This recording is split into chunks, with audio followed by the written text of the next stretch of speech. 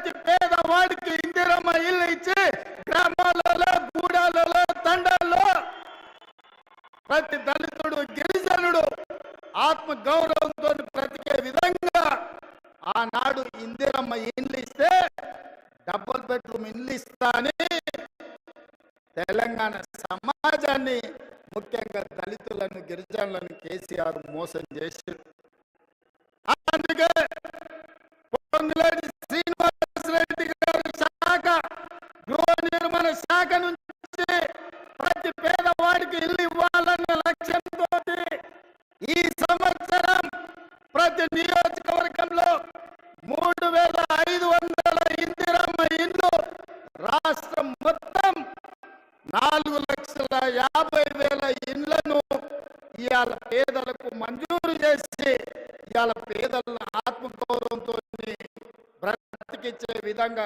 కార్యక్రమాలు తీసుకున్నాం.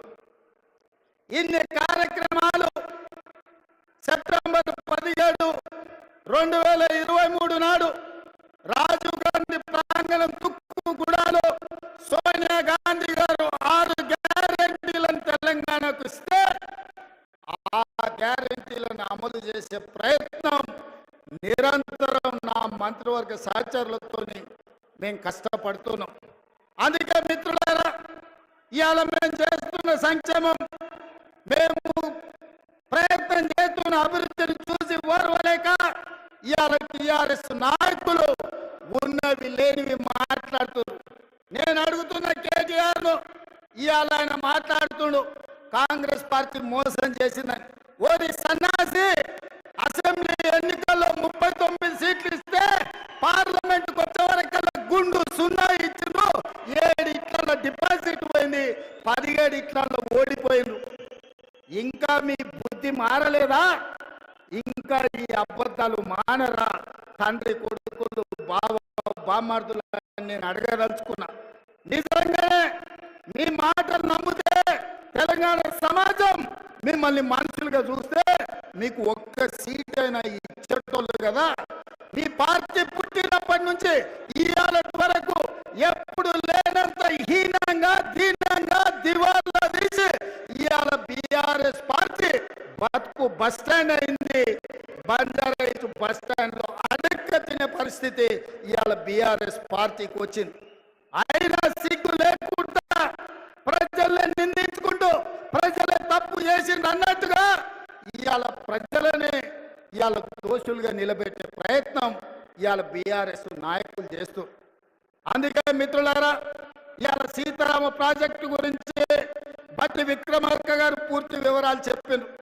పోయినసారి ఇదే జిల్లాకు మనం పర్యటనకు వచ్చినప్పుడు సాగునీటి ప్రాజెక్టుల మీద సమీక్ష చేసి సాగునీటి ప్రాజెక్టుల నిర్మాణంలో అలసత్వాన్ని ప్రశ్నించి ఆనాడు విక్రమార్క గారు, తుమ్మల నాగేశ్వరరావు గారు, పొంగులేటి శ్రీనివాసరెడ్డి గారు ఇచ్చిన ప్రతిపాదన ఇవాళ 3 పంపులు శ్రీరామసాగర్ పొంగింది. ఇవాళ